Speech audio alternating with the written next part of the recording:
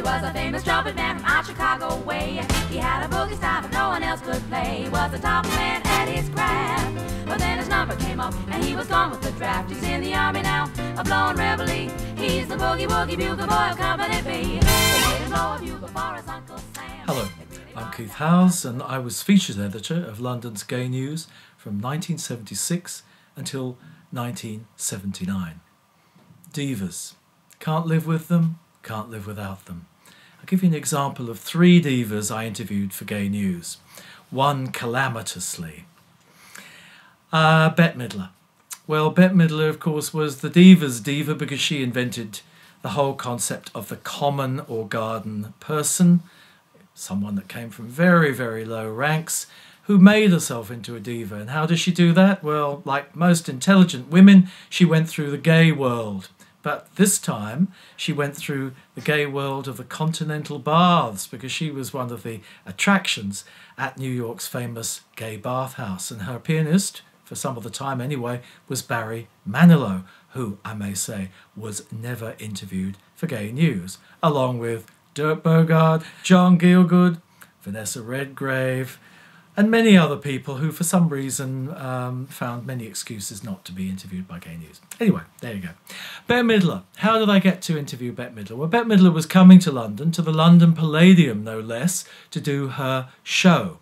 And everyone was in a state of expectancy because she'd never been here before. And she was just about, the next year anyway, to make her film debut in a film called The Rose with Alan Bates, which was suggested was based on the life of Janis Joplin.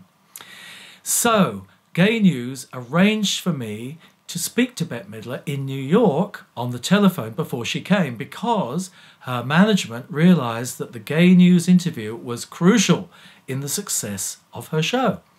Now, I had some back information about Bette Midler because a friend of mine, who was the person at Gay News with which I was enamoured, had a friend who was with Bette way back when, before she was famous. And she, when I spoke to her, described this man as the salt of the earth. And indeed he was. And he had become a friend of mine as well. So we started off in a very, very matey way.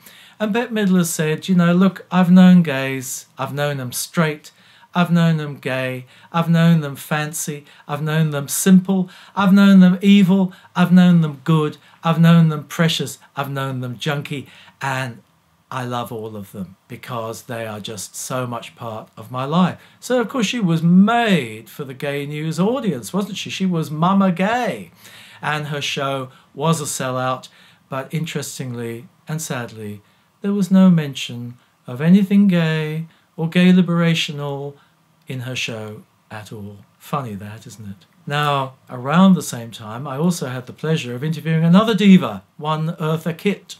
Eartha was over here, not making any film or appearing in a show, but she was doing an ad for kind of baby champagne. And I interviewed her on the set of this ad where she was dressed like a bubble, it seemed to me. And was she a fierce creature? My goodness me, she didn't let me get away with anything just because I may have thought gays were in an oppressed minority. Just wait till you hear about my minority, the black minority, because my goodness, we've had it really, really bad. And I was put on the CIA list by President Johnson, no less, and I wasn't allowed to work. I found her formidable indeed, a wonderful, wonderful woman, and I did actually, some years later, interview her for Capital Gay, which was the newspaper that Michael Mason, the news editor of Gay News, went on to found with Graham McKerrow, and she and I got on much better the second time. Now to my third and final diva. I wonder if you can guess who she is. This is someone that's had a 50-plus year career as a film star. She's also a dancer. Her brother is an internationally famous movie star, producer and director. And when I was about 11, I sent her a fan letter, or rather I sent her a request for a picture in Hollywood, and I'd never done that with any other star. And she didn't reply. So when I went to see her in her dressing room at the London Palladium, I was, you could say, lit up like a Christmas tree. I was so excited at meeting this person who I'd revered. This was an Academy Award-nominated actress, and she was still at the top of her game. I walked into the dressing room, and I think you can say it was instant dislike from me to her and her to me as soon as I walked in the door. I've never ever experienced it with anyone else. I still don't quite understand what it was about. She seemed to be prickly, hostile, and, dare I say it, very unimpressed by being interviewed by someone from Gay News. And it came to a head when I said that I was a little disappointed when, in her show, she and her female dancers had received bouquets of flowers and her male dancers had not. And she very angrily said, well, why would male dancers be given flowers?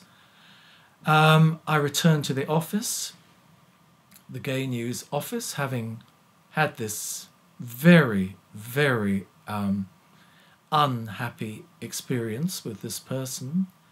And I said to my editor, Dennis Lemon, I haven't done very well with this person. And he said, interview's off, love. Look at this. And he showed me a copy of Time magazine where this person had made disparaging remarks about gay people. So that was the end of her. The interview, if anyone wants to hear it, is in the Hall Carpenter archives, presumably in London, and you can find out who this person was. And just to say, she's still going strong, and she is in a was in a very, very, very famous historical soap opera very, very recently. Thank you.